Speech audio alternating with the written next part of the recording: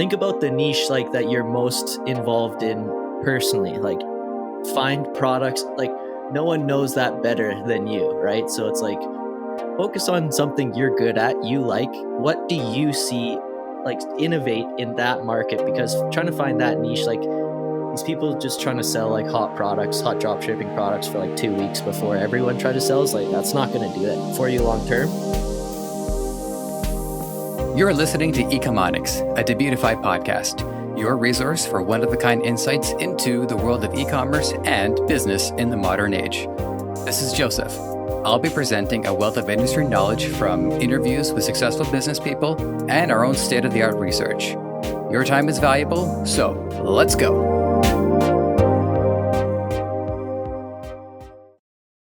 Fair warning, this episode of Ecomonics, a Debutify podcast, contains spoilers for the popular television show Dragon's Den, of which today's guest, Torin Hofmann, was featured on. How can a show like that be spoiled? Well, funny you should ask. I was wondering about that myself. In addition to the aforementioned revelation, this episode also proves what we are capable of when we go online. To learn something kept obscure by design, and be compelled to then teach it ourselves. Torin Hofmann, you checked out our show, so you know what's about to happen. It is good to have you here on Ecomonics. Thank you for being here. How you doing today, man? How you feeling? Yeah, no, appreciate you having me. Excited to be here and ready to get into it. Excellent. So our tradition, it's a great one. It's my favorite tradition across most of the podcast interview space and so on and so forth. Tell us who you are and what do you do? Sure, yeah. So my name is Torin Hofmann. I guess I would consider myself an e-commerce entrepreneur. Basically done everything under the sun. So I don't know if you would, and I'm still doing everything under the sun. So I came out of university with a marketing degree, started a startup basically that exploded to about $1 million a year in the first couple of years, which really exploded my online e-commerce vision and advertising knowledge. Since then, I exited at the perfect time just about a year ago, bought my first rental property, and now I'm dabbling in a little bit of YouTube, trying to give back to what I know and continue that online learning for myself even. So sounds good. So you said you graduated with a marketing degree. Now, despite this being an e-commerce show, that's actually more the exception than the norm, because a lot of the people who got into the space have a wide variety of experiences. People in the financial sector, one guy, he studied chemistry. I don't think I've talked to any military vets. It's not yet. Though I know there is one out there, but it'll come up. So the first thing I want to know about what you maybe were anticipating with getting into marketing is that, was e-commerce so prevalent a presence in your perspective that you thought you were going to get into it, or did you think you were going to go more of like a traditional brick and mortar route? Yeah, I consider myself a millennial, so I'm very similar age to yourself. So even back then, e-commerce, like when I was in high school, I guess we would say this is early 2000s, that these business models didn't really exist, right? So I was thinking about going to school for business because I come from a business background. My parents have both been entrepreneurs, and sort of I knew I wanted to go do business. And so traditionally, right, let's go to business school, sort of learn all the different finance, accounting, your marketing, and choose sort of where you want to go from there. But once I got into university, it was more about the social skills and the networking and the basically ability to figure out the room and decide what you want to do in a business setting. And so it was a lot of intangible skills I think I learned, because coming out of university and doing what I'm doing now, I didn't even learn a single thing from university that I'm doing now, right? So I would say, like, if you want to go in e-commerce, experience like trumps university. But I initially met my first business partner in university, so I wouldn't take that back because it's led to where I am today. Yeah, I know that there's some value out of his Art of the Deal book, because I think he models a lot of it after like the Sun Tzu model, but instead of war, it's business. Right. So yeah. I do have a lot of respect for the guy, but I know that's like it opens up a whole can of worms for a lot of people. So I appreciate your perspective on it all Yeah. the same. There was one part of it. So you said figure out the room. Now that stuck out to me because when I hear like figuring out the room, reading the room, I associate that with a performative background, like for people who are say they're on stage, public speaking, Right. stuff like that. They're trying to get a sense of like what's the vibe and what's the energy. Was this something? Was it a lecture that they actually taught you on, or what did you thought it was? What did you think? So yeah, just I went in a lot of entrepreneur classes, and I was a part of a lot of pitch competitions in university, and so on stage has basically part of reading the room. But in True. terms of reading the room and in business, for me, I more so meant you got to figure out who you need to know, who to rub shoulders with. And a lot of people are quite nervous or not confident in themselves, basically to try to figure out who you need to talk to. Go shake as many hands as you can, figure out like the people that maybe are investors, right? Or looking to find a new venture. So basically reading the room, trying to figure out who you need to talk to, who you need to get in front of, and not being afraid to shake their hand and say, this is what I'm doing. Mhm. Yeah, me with I do come from like the somewhat of a film background. Like I did background acting for a couple of years, and what I Cool. noticed is there were two ways to network. There was a networking event, so we would go to, they were once a month, make it out to as many as we could, and it was a lot of that. It was trying to figure out what's the best way to get something out of this. And I think for me, I had an issue with it because of that pretense, because everybody understood what was the intention there. But when I would be in background holding, now for those of you who don't know, when we're in holding, we're actually like sitting around at tables waiting to be called onto set. Sometimes we can be sitting at tables for 5 hours, 6 hours. So everybody that we're sitting within the table, we're getting to know quite intimately. In fact, my girlfriend of now 2+ years, we met through sitting at a table in background together. Sitting in a table, yeah. Yeah, and I found that to be a more, at least for me, a more effective way of networking because there wasn't the pretense; it came up organically. And I'm wondering if there's an equivalent in your experience where you've managed to make arrangements or you've managed to have connections that just kind of more came up through you living your life and doing what it is you got to do. No, yeah, and I totally agree. And you know what? Like when networking events come up, I'm not a fan. Like who wants to just go meet strangers, right, and feel awkward?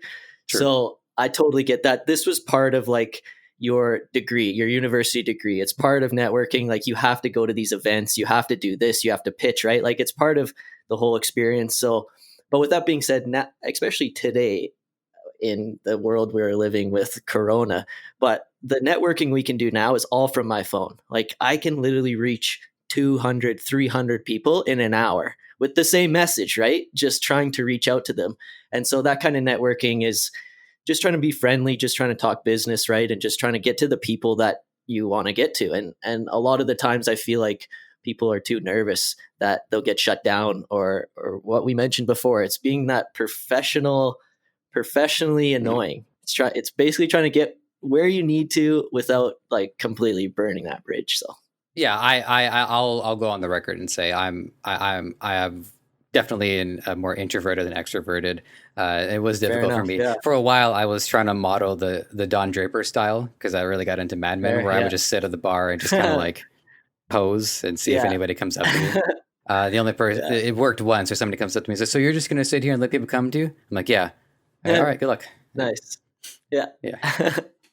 Fair enough. So, one thing I'm curious about regarding your experience is that so you're a millennial as well, and I'm going to ask you how old you are, and it's I don't know, it's not I don't know, it feels sometimes it seems uncomfortable to ask that question, but it's really important because in millennial time, every year counts. So I'm 31 years old. Where are you right now? I'm 28, so I was born in 92. You're Yeah. 28.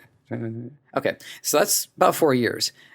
That might not seem like a lot, I think, for people who are like, I don't know, from the Great Depression, but like I think for us, um, those 4 years can actually mark a lot of significant changes on the I internet. think so too. So Yeah. I remember, for me, like my early experiences on the internet was a Nintendo fan site, GeoCities, and websites where stick figures would do all this manner of unholy things to each other.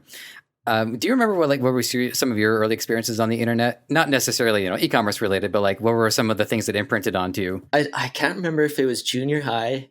I think it was junior high. Do you remember the social platform Nexopia? Nixopia doesn't ring a bell. Do you remember Interesting. Yeah, Zanga? that rings a bell to me. Okay, yeah. Yeah. So it was hilarious because it was so archaic. It was like a social platform that you literally picked your top 5 friends and displayed it on your page, like who your top 5 friends were. So it was like a popularity contest, right? Like who would put their top 5 friends on whose pages. So I think that was like one of the youngest, and like then the next thing I couldn't believe, and I grew up in the country, so we had even dial up internet at that point too. So dialing up internet to just use it within my family's house for like an hour or whatever of my time, right?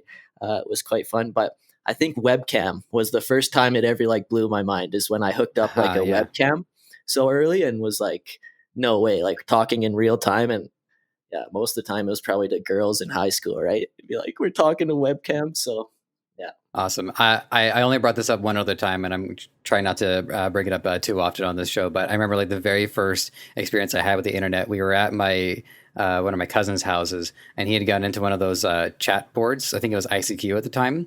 And Okay. Yeah. first thing that ended up happening is I ended up getting into a fight with somebody. So I typed "fu" in full, and then I exited the chat. Nice. Yeah. Classic. Yeah. What is it? Chat roulette now. Chat So roulette. Yeah, I know somebody.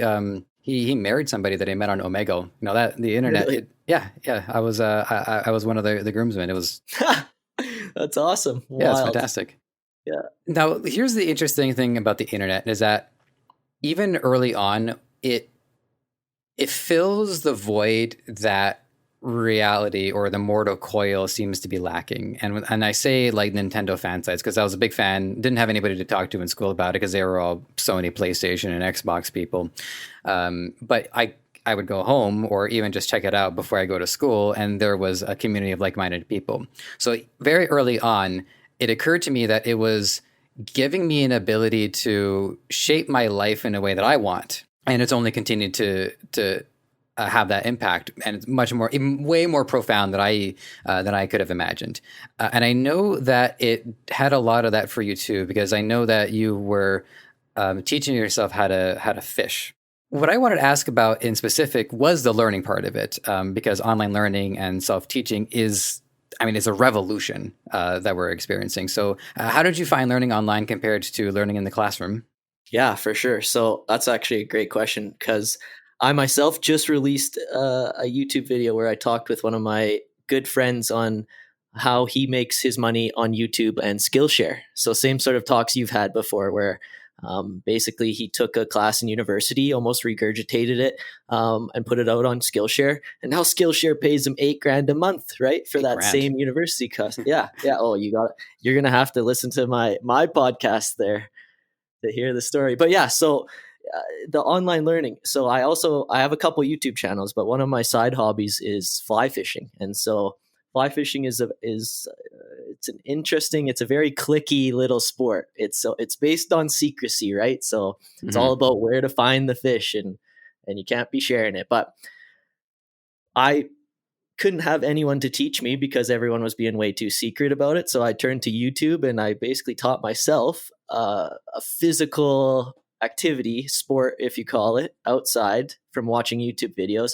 And now have decided to give back to the community by creating the same sort of thing and teaching people more about this online community. So the online digital learning space is like, I started in product sales where I'm selling physical products, but I've started to dabble in YouTube and personal branding now because the digital products and the educational learning that's going on online is blowing my mind Mm-hmm. with just like my previous businesses, lots of overhead, lots of employees, lots of expenses, digital products, poof, all that's gone, right? So it's like it's the business model is blowing my mind, and to think that 10 years ago you had a little screen in front of you that you could literally learn anything you want for free. Like, it might take some time to try to figure it out, but it's free out there. So it's like it's changed my way of how I want to live like my life. It's based on now, like, what do you want to do in your life? Because now there's business models where anyone can do it online. It's out there. Like, you have to put in the work, but the business model is out there. So making money from a computer allows you to be a lot more, I guess, disconnected from a regular corporate style life. Yeah, I mean, I could go on and on about like all of the differences that the internet has made in my life. And for listeners who've like listened to every last episode, thank you. You'll have to excuse the repetition, but it's part of the podcasting space. So like with podcasting with media, didn't see it coming. I didn't think I'd be having the opportunity that I have unfolding before me. And it's interesting too, because the last couple of people that I've talked to have all like touched upon the educational space between Skillshare and Udemy, and I could probably set up my own podcasting class on these things too. And the reason why I'm saying this is because we're at a point now where if people aren't happy with their lives, assuming that they have internet access, they're kind of out of excuses, aren't they? Like it's if you can be some people can be in a situation where they have no help and they're locked down, but if they have the internet, they really do need to find that motivation. So have you can you speak to ways that you found to like reach out to an audience that didn't have access to it, and maybe within the fishing area? Because if it's so secret, how do you get the message out to these people? Yeah, where would I go with that? In terms of the fishing, like how you want me to basically explain to you how I get my videos out there if it's secretive or Yeah. Like, oh, and it's not so much of an issue now, but over time, how one thing that's important too that I think is worth addressing too is like how were you able to find it? Were you just like, oh, I'm just going to try looking this up just to see what I can come across? Oh, fair enough. Yeah.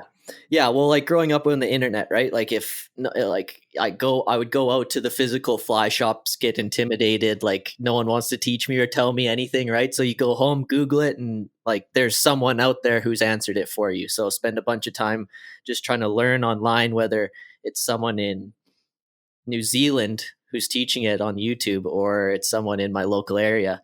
So just teaching yourself anything is so easy. Like it might take some time to figure it out, and there's a lot of crap online you have to wade through in order to find what you need to. But yeah, it comes down to motivation. It's how motivated are you to get where you want, because it's out there, the model's out there, people are doing it every day. You're talking to people that are doing it every day, right? So yeah, I've completely gone full tilt into describing to as many people as I can that yes, like start a personal brand, like start a course on Skillshare, because but people are changing the way they want to learn. So instead of signing up for a university class to learn how to be a multimedia expert on podcasting, right? They could sign up for your course for $25 and watch it from their comfort of their own home, right? So Exactly. And with the platforms like Udemy, depending on how popular the teacher is engaged in the students too. They will talk to the students and they will totally help guide them. Say, maybe I just need to reframe this for you. They get feedback from the students. They improve it. So yeah, is for me just the difference between what my parents went through and what I went through in school. It means a lot to me to see that education is something that people can look to throughout their entire lives, and they're not constrained to like a 10-year window where they have to like ride or die, succeed or sink or swim. I got one more fishing related question for you, and then we'll switch gears. sure. Yeah. So this is a fun question I have. Everybody has taken to this question quite well in different ways. So can you imagine any skills that you learned within your fishing pursuit that is also translated some way into your e-commerce expertise? Yeah, I know you're gonna want me to relate it metaphorically, aren't you? I mean, Yeah. if it's pragmatic, so go for it. I started YouTube with my fishing, actually, and that's honestly like. I knew YouTube would be such a large thing. I didn't know necessarily it would be the business model I wanted to go after. So I think I started the channel maybe like 2 or 3 years ago. Haven't gone full time on it, but I just started bringing my camera out uh, with with myself when I went fishing, because this is what I love doing. Right? If I could have a channel on my passion project and could somehow make even a little bit of money from it, why couldn't I? Right? So started bringing my camera out, a few things, getting better at editing, getting better at filming. Like it was just better at all this multimedia just because it was my hobby. I like doing it. And then, yeah, a couple years later, next thing you know, I have a small community around me that really enjoys the stuff I'm making. I'm getting paid for it. I'm getting sponsorships. And it's like, I didn't even think this was a business Hmm. model. I just wanted to just start filming like my passion, right? So that's what's led me to rethinking like, okay, like if I imagine going full time, imagine creating a video a day, like this could be done in months. So it completely changed the way I thought about multimedia and internet. So like, yeah, fishing was the perfect way to marry your Hmm. passion and work and profit.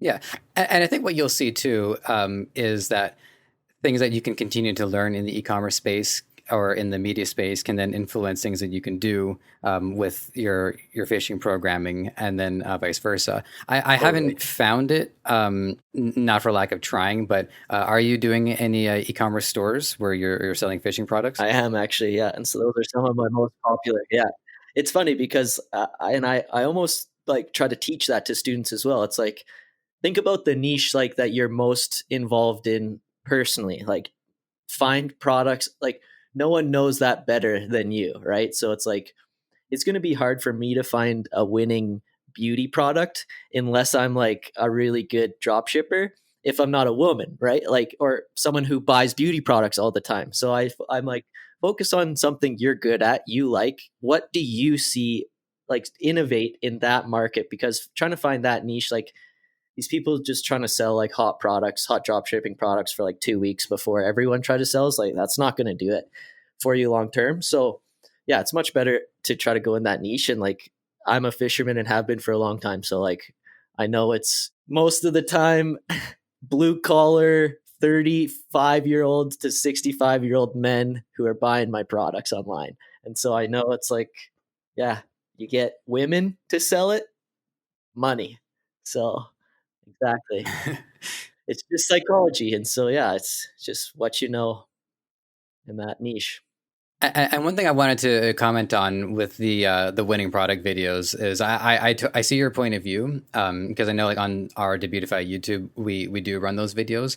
The way I see those is I'm keeping my eyes peeled for products that are in my niche. So if they're listing out 10 products and I go through them and I think, wait a minute, actually I could sell that one. To me, that's kind of like how I would interpret that. Just then that way I'm trying not to like get sucked into the gold rush where people are like competing with one product Yeah, after it's like, another. "Oh, So yeah, yeah. the Theragun or the back, um, straightener or whatever." Yeah, so that's exactly it.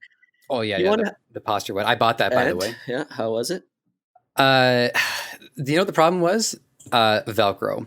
Is that Velcro is good for holding certain things, but there was so much pressure to like actually like straighten my back up that the Velcro kept coming off. So if I were to get one, I would get one that is like fasten based, that can like lock in place. Yeah, so I wouldn't recommend a Velcro run. I also, by the way, would also just maybe not recommend them in general. If you're worried about your posture, it's kind of on the person itself. Yeah. That's why, like, whenever I go to bed, I always like lay flat on my back without a pillow, just to kind of like align my spine before I fall asleep. So I take it upon myself. Yeah, I got a bad hunch. Yeah, if somebody throws a punch, one of my defensive techniques is to actually just turn to my side, and their fist will sail right past Nice. me. That's a good technique. I should try it. But, yeah, so, like, I'd focus yeah, I talk about focusing on finding products in your niche on how you can innovate and how you can sort of make a better offering because with internet like Hmm. we're way past the fact of being early in drop shipping, so it's like if someone wants to try to drop ship it's out there, so you got to compete with everyone else, but there's a lot of garbage out there and the general population is getting smarter anyway, so it's just like you got to start branding better and focusing on giving a better customer experience than just trying to sell knockoff Chinese stuff. Yeah, and I'm happier being aware of it at this point rather than earlier on, just because there's a less compulsion to want to try to jump in and just ship something as soon as Yeah. possible. I feel like nowadays there is that breathing room where I do have to like I can't take forever. If a product hits saturation, but even when products hit saturation, they come in phases. So it can dissipate and then somebody else can innovate with it and bring it back onto a market in a new way. But I'm happier in in this area, because I think initially what happened is that everybody saw drop shipping as like the answer to all of life's problems. And I'm just going to drop ship my way to it, where it's like, okay, hang on a second. Drop shipping can be the difference between something and nothing. It can be the difference between success and failure, but at the end of the day, it's a fulfillment method. All of the principles of business are still quite prevalent. We need to have strong brands. We need to build trust, and we need to be good salespeople and believe in what we're doing. Some masters of it, they can sell whatever they want, and more power to them. But I think for a lot of us, we really just want to sell and use our businesses as an extension of who we are. That's why I'm in the I got into the home office niche, because I've been working remote for like 7 years. I like cool. Home offices, so it's easy to talk about. Well, like perfect time, right? Now it's like everyone wants to soup up their home office, get some serious equipment going, and yeah. I've been really excited to ask you about your Dragon's Den experience. Sure, yeah. Quick buffer. Do you get asked about it a lot? Like, whenever you get to do interviews and stuff like that? Yeah. So, yeah, totally. I do. And then after it was done, I was still on a bit of a road trip trade show bender for a few months after. And yeah, it was like, felt like a small celebrity, because everyone would go to these shows and be like, no way, I just watched your episode on TV. Right. So it was kind of cool. But now it aired in 2018, so now it's been a few years, but yeah, I still get asked about it for sure. Yeah, so I personally, I have a bit of a sticking point with Dragon's Den, because I would watch it sporadically. I wasn't like a dedicated person or anything like that, but it's such an intense show, because people's passions and what they love is on the line. And this one group comes in, and we brought a bunch of people in different professions. There was like a hockey player, a lawyer, like a librarian, engineer. And he had this idea for a show called American Heroes, where every episode they would help somebody in need by building them a house. And the dragons ripped into him. One of the dragons said, "This is the worst idea I've ever seen. Nothing personal, but it's the worst idea I've ever seen." And I thought about that show, and I thought, maybe building a house episode after episode wasn't the best track, but maybe if like each episode they had different challenges, so then that way the different people on the show could excel. Like some episodes, the hockey player would be the hero, and the next one, the lawyer would be the hero. So I think with some tinkering, that idea could have been really strong, and they didn't. And I don't know, it always kind of like sat with me. Fair, yeah. So whenever I watch these pitches, I'm thinking like, I hope that even if they're rejected, or if even they have like a really hard experience, there's a positive takeaway for them to come out of it even stronger. But I assume there's some stuff you can't disclose contractually. But I would love to know like the behind the scenes experience, and what, how you you got to the pitch phase, and how you. Sure, yeah. As much as you can share, really. Totally, yeah.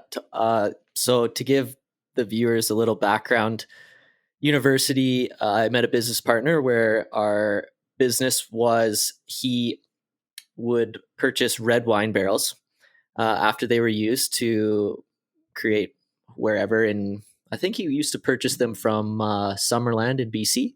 So we'd purchase red wine barrels, bring them in, and he would turn them into smokers, like meat smokers. So for people who love smoking meat, you would get the flavor of the wine in your meat when you would smoke. So it was a crazy product.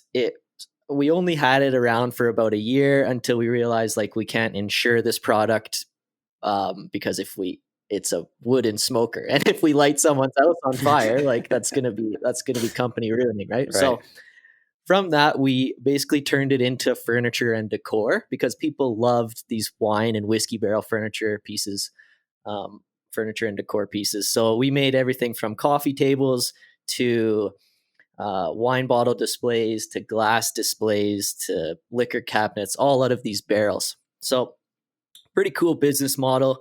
We did right out of university, we all went full time with it. I think we did like maybe $100,000 with the company the first year out of business. So we were all stoked about it. We barely paid ourselves anything, but we knew we were growing and people loved it. So the second year we got a location in Calgary where we started building all of our product full time, doubled our sales again that year, grew, and then just went on a serious grind of, I was part of doing all the e-commerce. So our website, online sales, all that marketing, on all the advertising. I had a business partner that was focusing on wholesale as well, so selling to large big box stores. So we were growing extremely fast, and then we heard that Dragon's Den would be coming to film in Calgary. Oh, I didn't know that they do the traveling. That makes sense, So though. Yeah. sorry, they would be doing the audition filming, so not the Oh, actual okay, film, okay. not the actual Dragon's Den filming. So a couple of the executive producers go to each city before they start, and they do these auditions. So anyone can audition. So it was like a few months out, the business started exploding. The following year, I think we did like 800K worth of our furniture and decor. So we knew going into Dragon's Den, we're like, we got the sales. Like they're not going to rip us apart. We know what we're talking about. So we went to Mhm. the audition. It was just actually basically a gatekeeper. The first audition was just a gatekeeper who kind of just hears what business you have, how much you've done in sales, and there's a big lineup. So then maybe 2 or 3 days after we initially went to the first one, we got a call back saying, okay, the executive director's in town and they want to watch your pitch.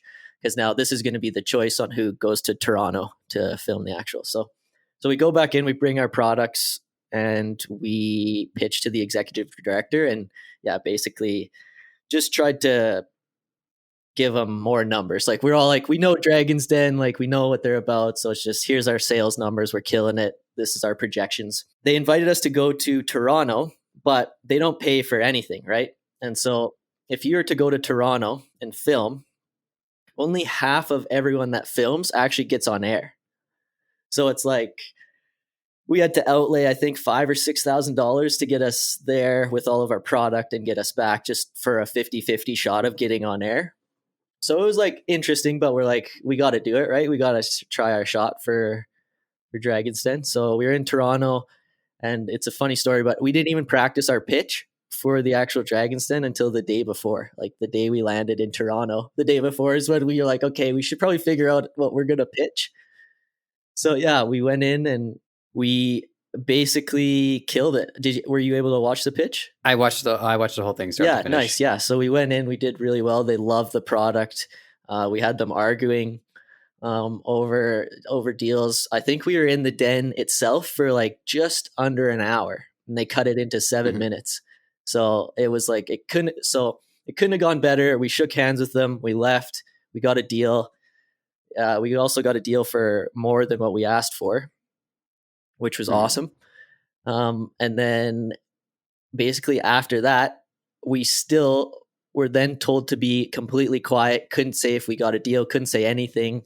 I think it was like 3 months later, like 3 months later, they finally called us and were like, okay, yeah, like your episode will air.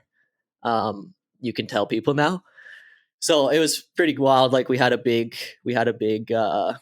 viewing party in Calgary, and yeah, it was great. It blew up. So yeah, open book. Ask me whatever questions you want.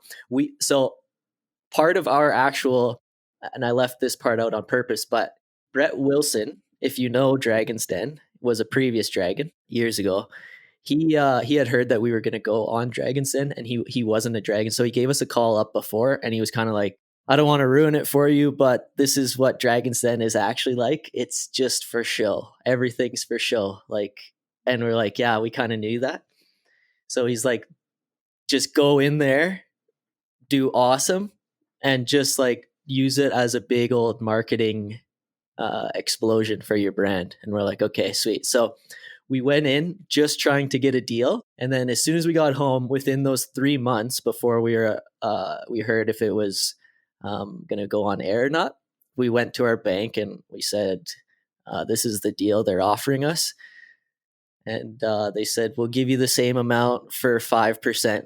So we said, okay, let's just self-finance. Let's not give up any equity. So we didn't end up taking the deal anyway. Okay, so I want to be clear on this for my own sake. So the previous dragon says that it's all for show.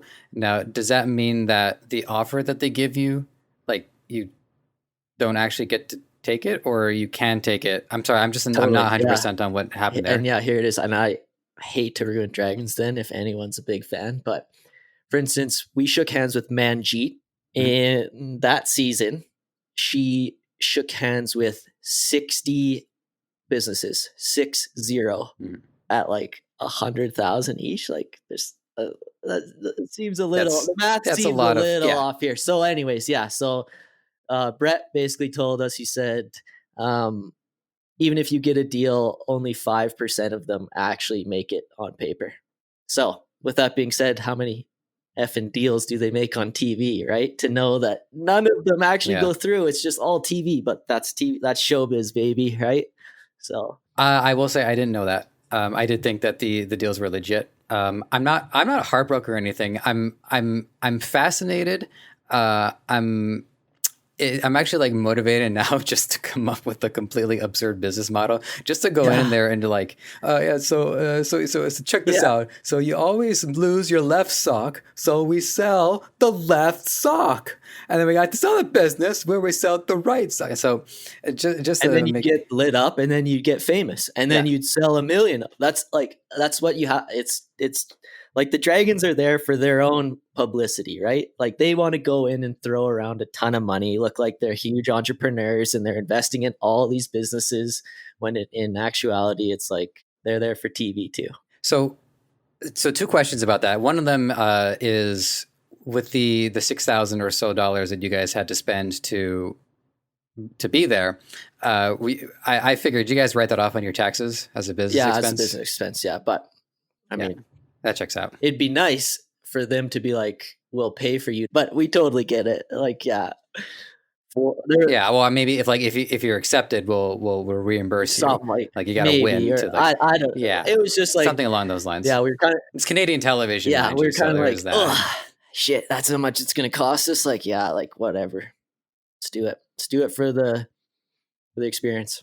Yeah, and then so it goes for an hour, and then it's cut down to the 7-minute sequence. I mean, how much like deliberation is going on throughout that hour? Is it like people are taking breaks to go get a sandwich, or is it actually like an hour long? Yeah, like questions back and forth, hour long. So the only thing that's scripted in every pitch is like the first like 2.5, 3 minutes, right? It's like who we are, what we're here for, how much we're asking, what we do, and then it's just questions. So yeah, I was just like going back and forth in questions, and like we absolutely killed all the questions. Like there was nothing negative, so it's like there's no way an editor could cut this to make it look bad. So they tried, by the way, because with my keen editing sense. So when usually things start to go awry, like when they ask about the margins or something like that, and then they started to do that sequence where the Dragons little by little are starting to say, "Oh, I'm out," and it goes gong, gong. No, so it's funny. Okay. I'm almost losing my memory on it because it's been a few years ago, and I've watched the episode, and I'm thinking the episode was actually how it went, but they cut it up and put it in so many different ways. It's not actually how like the deliberation went on the Dragons jumping in and out. So it was just like, yes, that happened, but the sequence of events were obviously just made to be as entertaining as possible. Mm-hmm. Well, I think anybody keen on going, I'm probably still going to go anyways because, like we said, it's a huge platform. It's a way to it's still a pitch in the sense that you're pitching it, and they're just like the foils to ask the questions that other businesses, other investors would want to ask in a way that broadens it out to everybody. So it's still totally worth doing, I would imagine. Exactly, yeah. And I tried to pull like a little bit of Andy Mattress with the footage as well. But like that night it aired, I think we sold like 20K in furniture and then another 10K the next night. So it was like, it paid for itself immediately already. And then I took that footage of us on Dragon's Den, turned it into like that same sort of Andy ad, and then ran ads to all the people that came to our website that night and made money out of it. So it was like, it was profitable for us to do at the end of the day for sure. And then the experience and all the footage we had to advertise with. Oh, I got to say, thank you for sharing that with me. That's something that I really wanted to know. Yeah, it's a cool experience. Hopefully I didn't ruin it for you, but you changed it for me. Yeah, It's there you go. But changed. Yeah, but it's now not you know ruined. it's Like smarter. I'm actually having like a slightly more positive takeaway from it more Because than anything. now you know, Yeah, right? Now you're yeah, a little because bit sharper than them. because it does make a lot of sense. Like that is a lot of hands to shake over the course of a year. Like that's a lot of, even if they're all How profitable many businesses, that's a seasons? lot. Yeah. Yeah, how many She's been in seasons it like exactly? Yeah, 7 seasons, 50 deals each for 100 grand. Like, no way you're made of that kind of money, lady. yeah. That checks out. All right, so let's shift gears. I want to talk about some of what you've talked about on your YouTube channel. Usually, what I try to do is I like to find some distinct content that makes you stand out from a lot of the other people I've talked to. And you would think that it's gotten harder at this point with all the people that I've talked to, but as a matter of fact, it's actually gotten so it hasn't gotten easier, but it has continued to be an effective means because as I understand it better, I'm more keen now at like picking out things that are distinct or specific. Totally. So one thing I actually need you to do a favor for me and my and our Canadian brethren and sisterin Canadian siblings is Sure. for running your online stores. How do you handle shipping from within Canada? Do you have to do anything different from the Americans, or like how do you deal with shipping? One of my stores, I just drop ship straight from China. And then my other store, I send my inventory to ShipBob down in the States. That fulfillment centers, because believe it or not, it cost me less to send myself a package from Chicago to my house with UPS than it is to send it from South Calgary to North Calgary with Canada Post. It's like ridiculous, right? It cost me $5 a shipment from Chicago compared to like $15-$20 just to go across the city here in Canada. So like Hmm. Canada's shipping is garbage, but the only positive with that is that everyone living in Canada knows that they have to pay for shipping. So it's like they get that a $15 shipping charge is understandable. You're not going to have as big a drop off because they know shipping like that is in Canada unless you have Amazon Prime. So with that being said, yeah, I rarely try to take anything in house. I want to be sustained from my computer and have expenses. I don't want to have employees or overhead. Right. So send the product to ShipBob, or I have a couple Amazon FBA stores, just small ones, where I send some of the fishing equipment as well too. So Yeah. What for those of you who haven't lived or even visited Canada, it's expensive to be here. We pay more for food. Our phone bills. Well, this is what my friend was telling me. Maybe you can substantiate this, but we have some of the most internet expensive phone charges, yeah, bills. Internet, yeah, yeah, we're spread out. We have a lot of space. We're not as packed in as the US. So yeah, it's a bit more expensive yeah, and shipping is tough. Shipping is tough to have an online business, and um, just an even better reason to start digital products, right? Zero shipping costs. You know what? So why don't we get into that? Can you tell me like what digital products you're working on right now and where they're fitting into your overall picture? Yeah, for sure. So it's just been recently. I've been speaking with. I've started to try to build some podcast content for myself as well. Started to speak to some people in my network just who are doing the same thing and doing really well.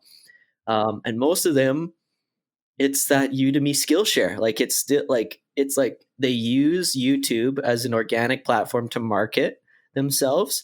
And it's like 3 or 4 videos into YouTube, someone will figure out your personality and decide if they trust you or not. So it's like when you give them the option to sign up for Skillshare for free, they get 2 weeks free. And if you say you can finish my course in 2 weeks, well, that's a pretty like good offering, right? For someone to be like, I can get your whole course for free. And so Skillshare pays you $10 US every person you sign up, and then probably another 20 to $30 when they go through your course. So you just got $40 from Skillshare, and this person thinks they got all that for free. So like that's a pretty good like offering. And so they've been using their YouTube channels to just drive all the traffic. And it's like, yeah, like I know people that are doing exam prep. Like I just uploaded some of my fly fishing how-to videos. So it's like all over the place. It's just like when someone signs up for Skillshare, they pay a monthly, I think it's $20 or something like that a month, and then they can access as many courses as they want, right? And so it's like Ah. Skillshare pays the creators or the teachers based on watch time. So it's like you'll get a cut of them signing up, you'll get half of their sign up, and then we'll give you the money for your watch time. So it's like, yeah, the video I just filmed, the guy's making $12K a month. 8 or 9 of it's coming from Skillshare, and the other 3 is coming from ad revenue. So it's like, it's a pretty sick business model. He says he wakes up, does a couple trades, films a video, uploads it, and that's his day, right? So Mhm. it's like pretty solid, where it's much harder. The funnel is much larger to try to sell someone on your digital product compared to a physical product. People can see a physical product, they know the value, they know what it's worth to them. Um, but with that comes a lot of issues surrounding fulfillment and your back end and who's paying and who's shipping and, excuse me, all that stuff, right? So it's drop shipping is easier to get into just selling products, especially like winning products, because people just see it and want to purchase it and they see the value. Where now a lot of people are trying to sell courses and be gurus and stuff like that, but it's going to be the most authentic content wins. And as long as you're like providing value, you know your audience. So I talk about a lot of Shopify stuff, but it's not for anyone who has been drop shipping for years, right? It's not for expert drop shippers, it's for the beginners. So I don't provide value to the experts. That's fine. I provide value to people who come in and don't know this, because I would like to give up to date information, because I know when I'm searching for it, it's like I might see a video that's 3 years old and has, I don't know, 50,000 views. But if I see one that's a month old and has a few thousand views, I'm probably going to pick the one that's quicker, or released sooner, right? Because stuff online's changing all the time, and I want to get the most up to date strategy. So yeah, just that kind of stuff. Yeah, and one point that was raised in the previous recording with Alex Ganadinik was that you can have like the top level experts in their field, but for them to teach beginners, it's not really a good arrangement for either side because the experts aren't compelled. They're just, I don't know. I mean, for them, they're on autopilot. Well, like, yeah, who wants to teach? Yeah, the beginning level, right? Yeah, Yeah. so it's just like consumer. It's just it's education is leaving the schools and it's going to people teaching people. So it's like, why wouldn't you want to learn how to fly fish with by someone who does that every weekend, right? Compared to just like paying $500 and having to pay a guide or whoever. So yeah, Skillshare, a lot of people are scared to try to start courses or personal brands because they don't feel like experts in the matter. Mhm. Where I'm like, that couldn't be so far off. Like, you don't have to be an expert. You just have to know more than someone else. And you'll be so surprised with maybe what you think, um, you might know more than the next person, right? Yeah, So and even so, it's also an opportunity to learn too. Like if I'm trying to put together a course, it might raise questions, or I might find holes in my own body of knowledge that I wouldn't have thought before because I wasn't. I don't lecture myself, at least. Well, no, not too often. Like I said, I am laying awake at night, in lying the on my back mirror, without a yeah. pillow. So there's Yeah. I had to have a nap earlier today, and like as soon as I came out of my nap, my cortisol just like right back to work. Like, come on, guys, come on. Yeah, there you go. But yeah, so exactly. So it's just like, even with your podcasting, like, you probably know a lot more about microphones and headphones and like systems and OBS that any, like, you know how many people want to start a podcast these days but don't have a clue where to start, right? It's like you might not have been doing this for 10 years and have a Joe Rogan podcast, but it's like you know more than a lot of people just getting into it. So like, value's value. You're not scamming people if they get value out of it. And that's where gurus have kind of ruined the online learning space, partially because it's like authenticity will always come out, but they have sort of gone the spamming route where people don't have thought now, oh, online classes are just spammy and overpriced and stuff like that. But value's value, right? If you give the people what they want and they're willing to pay that price, then who are you to say? Yeah, exactly. So it's there's a point there worth raising about the trust in institution, which frankly isn't all that there anyways, because people sign up for school and they're looking to get their degrees. It does depend. Obviously, there's lots of vocations and professions that are correct to be in school, doctors and getting into trades. When people want to sign up for online courses, they're like, well, what are the bona fides of this person, right? Why should I trust this person? And if it goes wrong, well, am I gonna get my refund, or did I like miss it? So it can go awry either way. But I would say that in the private realm, what we're talking about here, I think people are held a lot more accountable because there is public discourse. People can do online reviews. They can talk about their experience on Twitter. All it takes is like, one Instagram post to go viral, and people are going to start to question the legitimacy of the quote unquote gurus. One other thing too that I thought was really funny is, there's that traditional, like, they're holding up the camera, their phone, and they're walking around their mansion. And I am dying to see somebody do a spoof on that, where they're selling like a legit program, but they're in like a back alley where they're, Yeah. or they trip over a Climbing trash out of can or their something like that. box. Yeah. Yeah.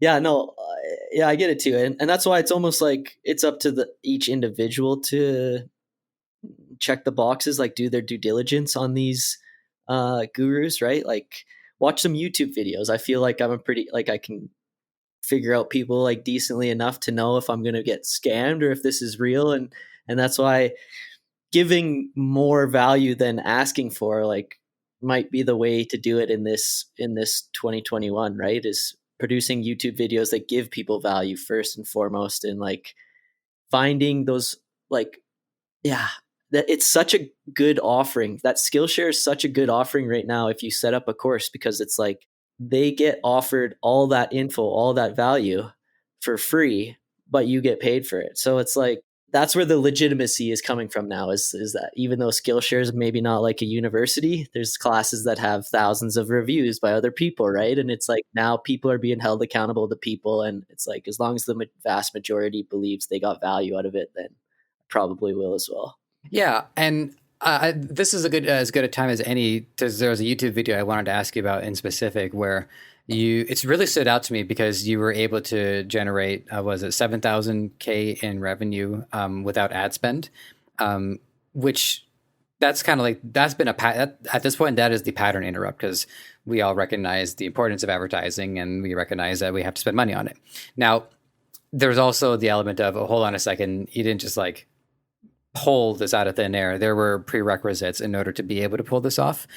So would you be willing to share the experience with us and how you're able to accomplish it? Yeah, for sure. So like when I got into marketing, or even online or digital marketing back in, yeah, I think I graduated in 2009, 2010.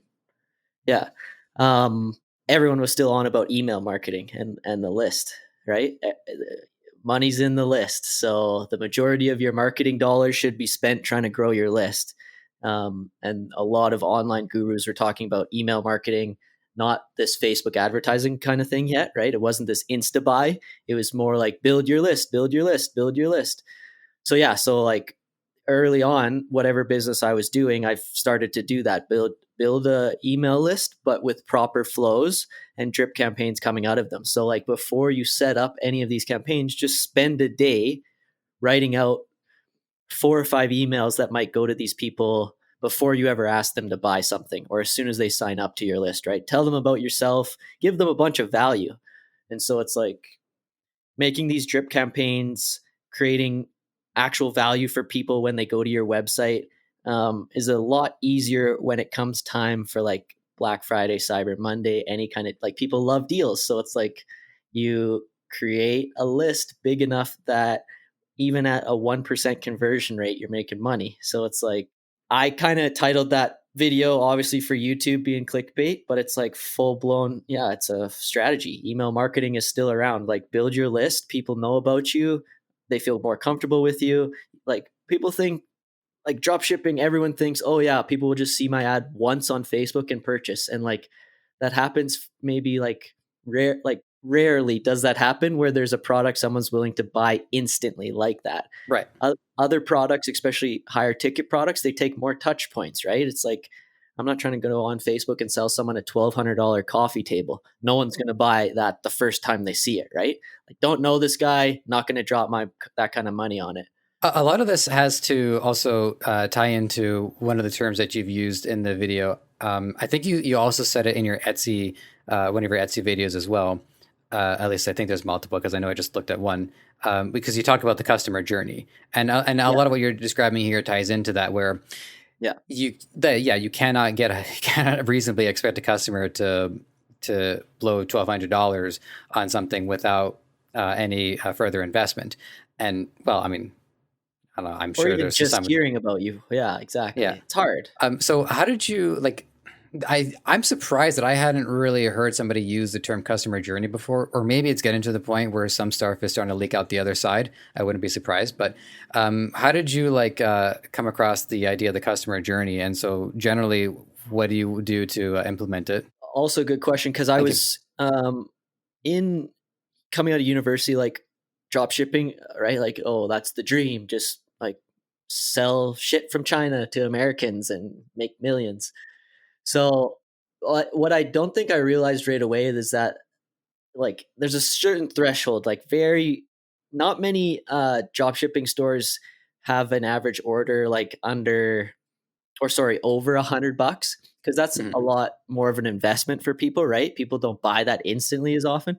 So when I got into meeting my business partner and selling these higher ticket items, I think I got smacked in the face when I started advertising, and like, why isn't anyone buying it? It's like, maybe it's way too fucking expensive.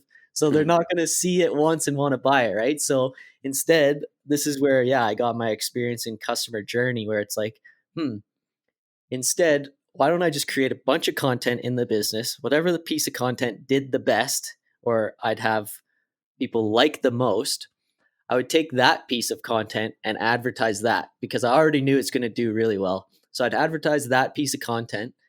And then, of course, when anyone likes the piece of content, you're able to invite them back to like your page. And I just started doing that, growing the page more organically, posting more in Facebook, contacting these people, seeing that like word of mouth. And when you contact your own customers and they're saying, oh, that's awesome, and they're posting pictures of the product to your page, it just starts building the trust organically. And so then it's like, maybe you forgot about my company a month later, but because you're still on my email list, now it's Black Friday, Cyber Monday. Hey, you remember me, you trust me, people think good stuff about me. Now you have a budget to purchase my coffee table, right? So then I would retarget people, because I could get them retargeted because of how many times I've already touched them. And they've gone through the journey of what our business is about, what they support it. And now it's just money. It's just like, there's a few days a year we just made awesome, because we had like 10,000 person email lists like in the first year. And it just like doubled, tripled, because our secret was give away something in return for an email. And like, we'd be like giving away a coffee table, which would be like $1,200, and we'd get like 2,000 emails. So it was like, holy shit, we'll just then send an email to those 2,000 people and sell 10 more coffee tables. That will just pay for that one. So it was kind of like just growth hacking that way. Yeah, the most expensive thing that I've bought online so far, I don't know if you've seen these or not, but it's this portable monitor from this company called Desk Lab. Okay. And this was like early in my ability to comprehend the e-commerce space. And it was like $400 for a touchscreen monitor. The thing for me, speaking from the perspective of a customer, is that I really wanted a touchscreen monitor. I had a number of reasons, some of which were game related, but not all of them.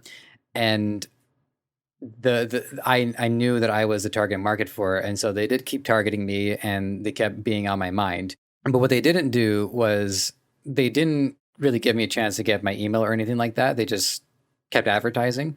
Yeah, because they knew that I was like highly intuitive. Like I really, really wanted this thing.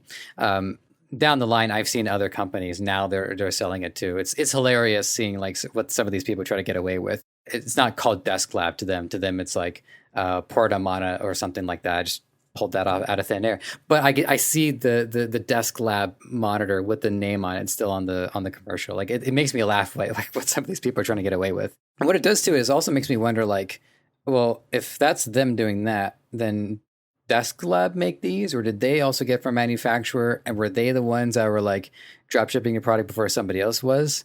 I don't know.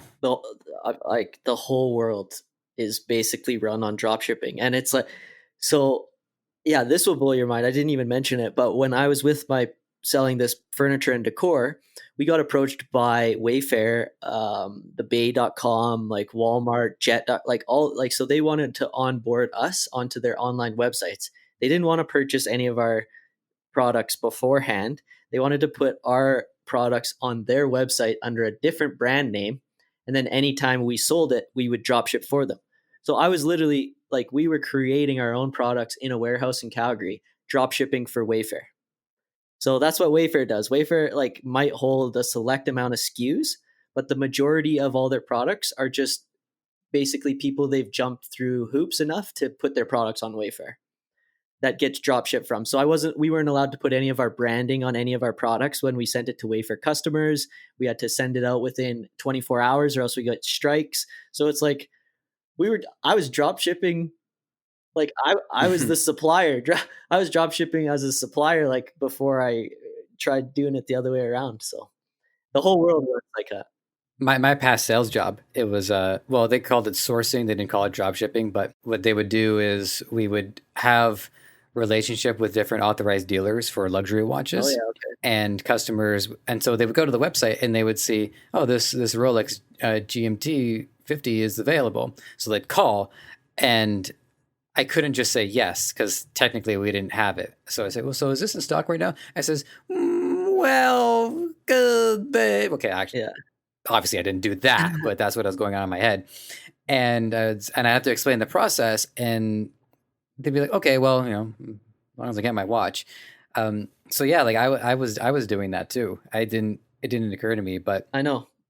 it's a sign of just how like interconnected the global market is. Yeah, and if I get emails all the time like, I didn't know this was coming from China, like this is bullshit, like I'm never ordering from you again.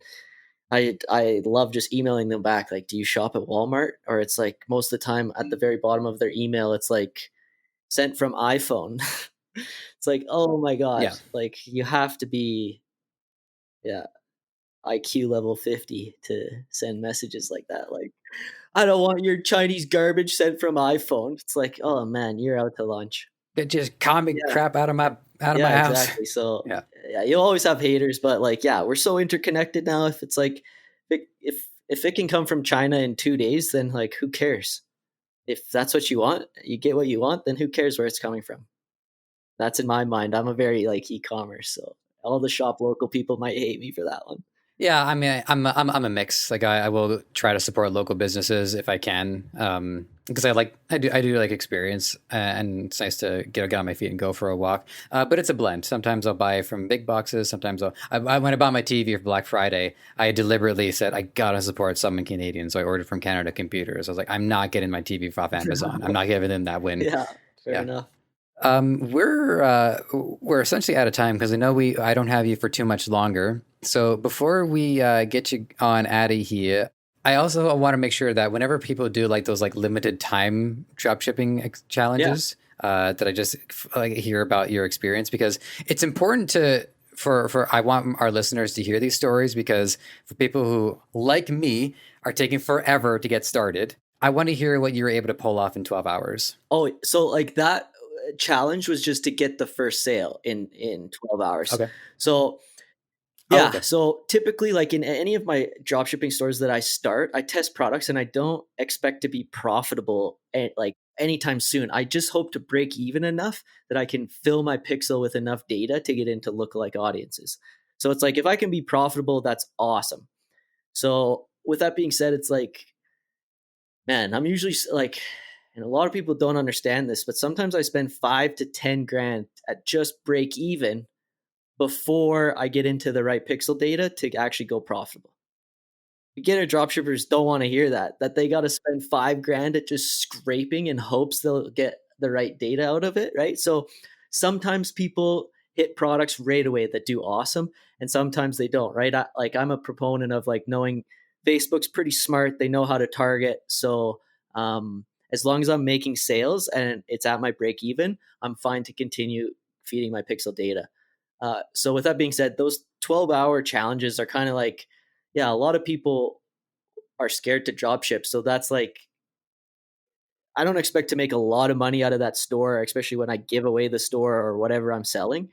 I do it just to be like, look, like I know I've been doing this for a while, but if I can create the store and advertisements and whatever and get it out in a day, like what's stopping everyone else, right? Like Right. that's the easy part, is setting up a store and testing a product or try to find a product, right? Like that's the fun part, is all that stuff. The hard part is like spending the money, like trying to get the money back, like dealing with customers who aren't getting their products. Like it's like setting up the whole distribution strategy and how it's getting there. And it's like that's what's frustrating. It's like people can get into it, but if you actually want to make good money drop shipping, it's like it's not easy. It's like it takes a lot, but just to get started, like to get your first sale, yeah, you can slap together a website, grab some pictures, and set out a. I think all I spent was supposed to be $50 a day on Facebook, and I got the first sale for $90. So like I was profitable day one.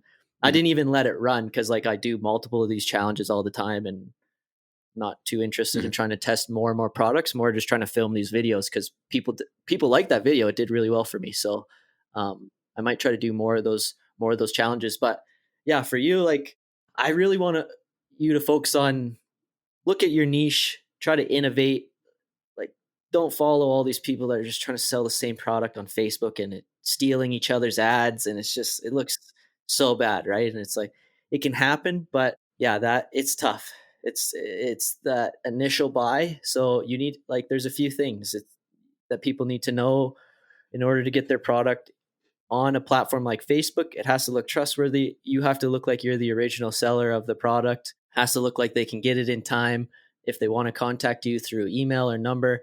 So it's like there's a lot that go into it just to get started, like just to play around as your side hobby, right? Maybe it does really good. Maybe it gives you a 4 times ROAS. Like who knows? So I test products all the time. Some do well, sometimes I lose money, but I thought I'm just going to do a little challenge because it's like if I see an advertisement on Facebook, I almost guarantee I could make sales of that advertisement, but it's not going to be very long. And it's just like a race to the bottom. It's just like you're buying up the same ad space from them. You're not differentiated in any way. It's not going to last a long time for you. So right now, I'm focusing on custom manufacturing some products that almost make it another step, another hoop for people to jump through if they were to try to copy me. But um, I think what's the term? Drop branding. I think that's the new term. Instead of, you can still ship from wherever, but it's more about like private labeling, getting your own brand kind of thing for people to be behind. Yeah. Yeah, that's new for me. I haven't heard that term before, but as you say, it's more like Yeah, it's a I coming don't even thing. know if it's a But term. I've seen it on on YouTube a few times or on some of the Reddit platforms. It makes sense, drop branding, because it's like people aren't buying from these garbage general stores anymore. They're buying from full blown blend Mhm. jet that looks like they make those blenders, which they of course don't, but everyone thinks they do, right? So All right, Torin, we gotta get you on out of here. I just want to say yeah, thank you thanks for for having me. everything. You've opened my eyes. I'll say that. That's why you do it. Exactly. So the final question before we can get you on out of here, if you have any final words of wisdom, not that you haven't given us plenty already, but just anything else that you'd like to share with people, this is the chance to do it, and then let people know how they can get engaged Sure, with you. yeah. Above anything, I think in order to be successful, it's just being motivated. It's not the smartest person's not going to win. It's whoever's motivated to get there. So just start failing. I failed a lot. You lose money, but it's whoever's motivated to get there. If there's people doing it, the business model exists. You're able to do it. Just get out, be motivated, and don't stop. So I think that's a perfect way to finish it. If any of you guys are interested in any kind of e-commerce jazz I'm into, you can reach me at my website at torinhoffman.com or on YouTube. I also talk a bunch about that kind of stuff. So I appreciate you having me on the podcast, and yeah, hopefully we can touch base again soon. I look forward to it. It's been fantastic. All right, everybody, you know what to do. Look into his content and then get in touch with us if you have anything you want to share with us. That's podcast@debutify.com. And we will check in soon. Take care. Thanks for listening. You might have found this show on any number of platforms: Apple Podcasts, Spotify, Google Play, Stitcher, or right here on Debutify.